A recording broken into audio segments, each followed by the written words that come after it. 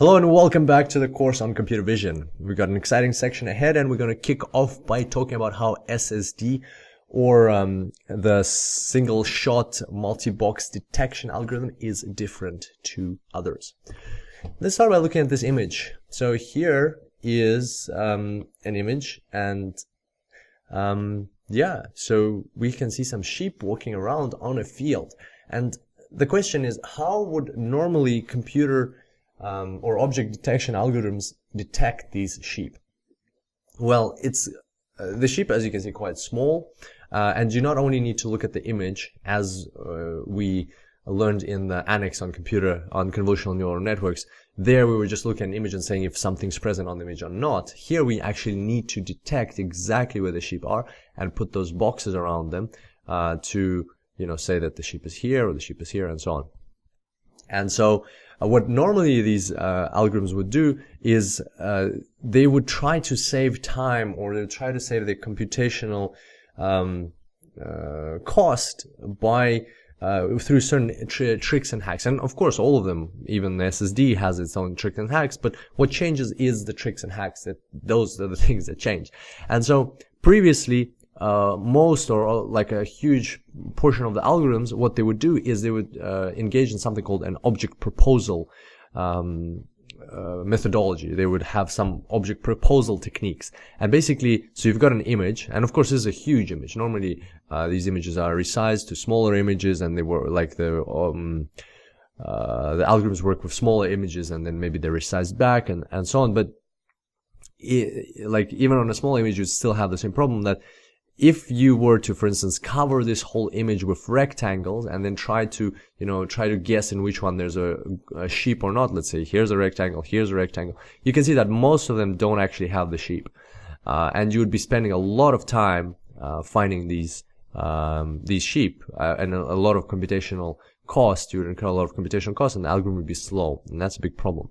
And so what they would normally do is they would do this thing called object proposal, where they would come up with a way to break down the image, segment it into parts to suggest where there could potentially be objects and where there could not be objects. For instance, by looking at the gradients in color. So if you look at this big chunk over here, it's all green. There's not much gradient. There's not much change. There's not much like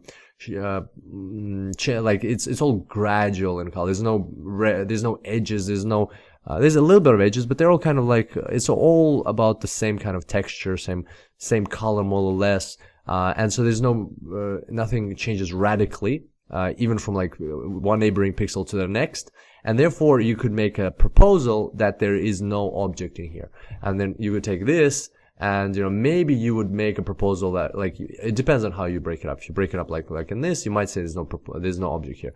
Then you might say that there's an object here because, you can see the shadow. And again, we're not just detecting sheep, we're detecting, ideally in the most complex of all challenges, we're detecting any types of objects that we're after. So for instance, sheep, or we could be looking for mice, and we could be looking for cars, and we could be looking for, giraffes, anything. So it's very dangerous to discard any object, because then you might miss out. And then on the other hand, if you take this segment, or if it's segmented like that, or however it's segmented, you would see that you would first calculate the gradient, that there is some kind of change happening over here, and there is an object proposal for this segment, and then we would dig into this further. And so that way they save time, but as you can imagine, it's they would sacrifice accuracy, because there's lots of other details to it, but in short, they would save computational cost, but they would sacrifice accuracy and miss objects sometimes. And when it's kind of like, it might be okay in some applications. In other applications, you need like a very, very high percentage of accuracy, especially self-driving cars and things like that. You can't afford to sacrifice accuracy, but at the same time, you also need fast computational efficiency. So because it needs to happen it all needs to happen in real time. And so what did SSD come up with? Well, let's have a look at this slide. SSD, the authors of SSD, they came up with a brand new solution. A very interesting solution where they do everything in one shot. That's why it's called the single shot multi-box detection algorithm. It just looks at the image once. It doesn't have to go back to it. It doesn't have to do this object proposal. It doesn't have to then run many convolutional neural networks. That's the part where the computational cost comes in. So if we go back one slide here, if you like break it down and then you run a convolutional neural network for every single one of those rectangles to detect, okay, is there a sheep there? Is there a sheep there? Is there a sheep there? Is there a sheep there?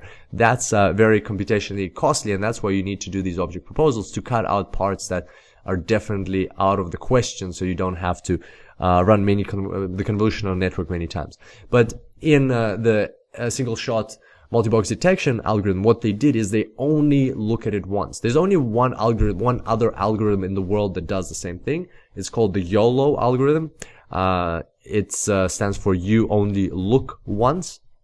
And in their paper, they actually compare the two, and the SSD does a better job. They prove empirically that SSD is better. But apart from that, apart from YOLO and SSD, there's no other algorithm in the world that or at the time, there was no other algorithm in the world that actually only looks at the image once, and that's it. It only does that one convolutional neural network. All of them would come back to the image several times, or many times. One second. Okay. And so now we have this network, and what did they do? So basically, all of those boxes, as we will discuss in the further tutorials, there will be boxes, default boxes that appear on the image. All of them go through the network at the same time. And moreover, not just they go through the network at the same time, network also remembers which boxes it's dealing with. The boxes, they train up on detecting objects and detecting the borders of objects correctly. And moreover, in this same network, another really cool thing that they introduced is that there's many convolutions to reduce the image size. So you can see it starts with 300 image, 38 pixels, 19, 10, 5, 3, 1. And so the image size reduces, and that helps deal with different sizes of objects on the original image. And we'll talk about that as well. So they combined lots of hacks in this one algorithm. And probably one of the most important ones is, of course, that they do everything in a single shot, that all these, it all happens in one huge convolution as it goes through this network, and that really helps save on the computational efficiency. So that's in a nutshell how the SSD is different. It does everything in a single shot. It can deal with training of identifying objects and also identifying the borders, and it can deal with scale all at the same time. And there's only one other algorithm that rivals the SSD in that architecture, in that setup. It's called the YOLO algorithm, and they talk about it more in the paper. So that's a nutshell. We'll go into those components in more detail in the upcoming tutorials, but we'll go into them in a very intuitive sense. If you would like to get the math behind it, or the more strict approach to what's going on, the best place to look at is, of course, the original paper by Wei Liu and others. It's called Single Shot Multi-Box Detector. You can find it in our archive. There's the link. And this is it's a very new algorithm, and so therefore there isn't much written about it. But nevertheless, this paper is got, as you can imagine, the ultimate source of truth, and it's a great read.